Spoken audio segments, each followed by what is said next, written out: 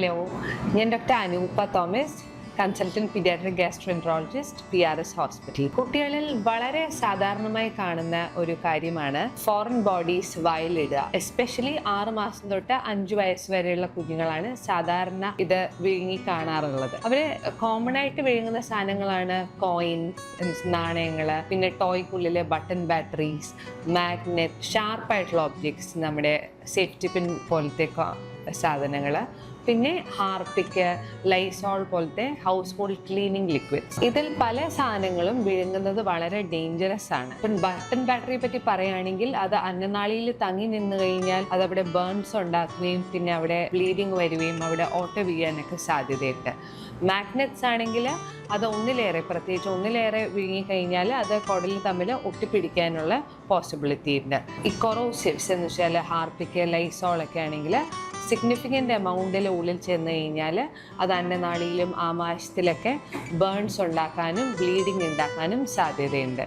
Sharp ഒബ്ജക്ട്സും അവിടെ ഓട്ടയുണ്ടാക്കാൻ സാധ്യതയുള്ള സാധനങ്ങളാണ്. മാതാപിതാക്കൾ ശ്രദ്ധിക്കേണ്ട കാര്യം എന്താണെന്ന് വെച്ചാൽ, ചിലപ്പോൾ ചെറിയ കുഞ്ഞുങ്ങൾ ഇത് വിഴുങ്ങിയ കാര്യം പറയണമെന്നില്ല. അപ്പോൾ ചെറിയ കുഞ്ഞുങ്ങളിൽ പെട്ടെന്ന് ശ്വാസതടസ്സം പോലെ കാണുക, അല്ലെങ്കിൽ തുപ്പലൊലിപ്പിച്ചുകൊണ്ടിരിക്കുക, ഛർദ്ദിക്കുക. മുതിർന്ന കുട്ടികൾ സാധാരണ വന്ന് പറയാറുണ്ട് നിർത്താതുള്ള ഛർദില്, ഭക്ഷണം ഇറക്കാനുള്ള ബുദ്ധിമുട്ട്, തുപ്പലിറക്കുക ഒക്കെ ഇതിന്റെ ലക്ഷണങ്ങളാണ്. പേരൻസ് എന്താണ് ചെയ്യേണ്ടതെന്ന് വെച്ചാൽ, ആദ്യം തന്നെ പാനിക് ആവാതിരിക്കുക, എത്രയും പെട്ടെന്ന് ഹോസ്പിറ്റലിൽ എത്തിക്കണം.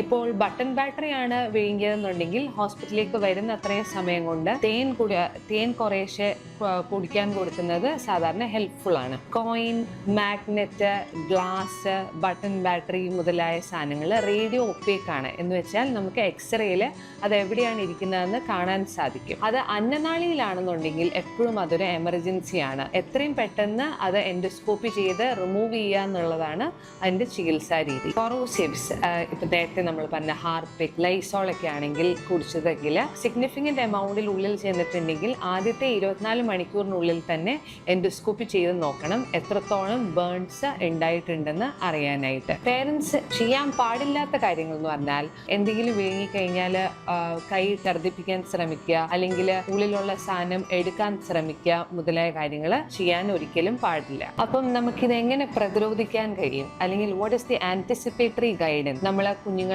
ടോയ്സ് കളിക്കാൻ കൊടുക്കുമ്പോൾ പ്രത്യേകിച്ച് റിമോട്ട് കൺട്രോളുള്ള കാറുകൾ അല്ലെ ബട്ടൺ ബാറ്ററീസ് എപ്പോഴും സ്ക്രൂ ചെയ്ത് ടൈറ്റ് ആണെന്ന് ഉറപ്പ് വരുത്തിയിട്ട് മാത്രം കളിക്കാൻ കൊടുക്കുക. കോയിൻസ് ഒക്കെ ആണെങ്കിൽ എപ്പോഴും അവർക്ക് എത്താൻ പറ്റാത്ത സ്ഥലത്ത് വെക്കുക. ഹാർപ്പിക്ക്, ലൈസോൾ പോലത്തെ ക്ലീനിങ് ലിക്വിഡ്സ് ഒരിക്കലും താഴത്തെ കബോർഡുകളിൽ വെക്കരുത്. എപ്പോഴും അത് മുകളിലത്തെ ഷെൽഫുകളിൽ മാത്രം വെക്കാൻ ശ്രമിക്കുക. മുതിർന്നവർ കഴിക്കുന്ന മരുന്നുകളൊക്കെ ആണെങ്കിൽ പ്രത്യേകിച്ച് ഡയബറ്റീസിന്റെ അല്ലെങ്കിൽ പ്രഷറിന്റെ ഒക്കെ മരുന്നുകൾ ഒരിക്കലും അവർക്ക് എത്താവുന്ന സ്ഥലത്ത് വെക്കരുത്. പിന്നെ ഇതെന്തെങ്കിലും ഇവരെ ഈ പറഞ്ഞ സാധനങ്ങൾ എന്തെങ്കിലും അവർ വിഴുങ്ങിയിട്ടുണ്ടെന്നുണ്ടെങ്കിൽ എത്രയും പെട്ടെന്ന് ഹോസ്പിറ്റലിൽ കൊണ്ടുവരുന്നത് തന്നെയാണ് പ്രൈമറി ട്രീറ്റ്മെന്റ് എന്ന് പറയുന്നത്. കുഞ്ഞുങ്ങൾ എല്ലാവരും തന്നെ കുസൃതി കൊടുക്കുകകളാണ്, പക്ഷെ പേരൻസ് ആണ് കൂടുതൽ ശ്രദ്ധ പാലിച്ച് ഇത്തരം ആക്സിഡൻറ്റ്സ് പ്രിവെന്റ് ചെയ്യാൻ സഹായിക്കും.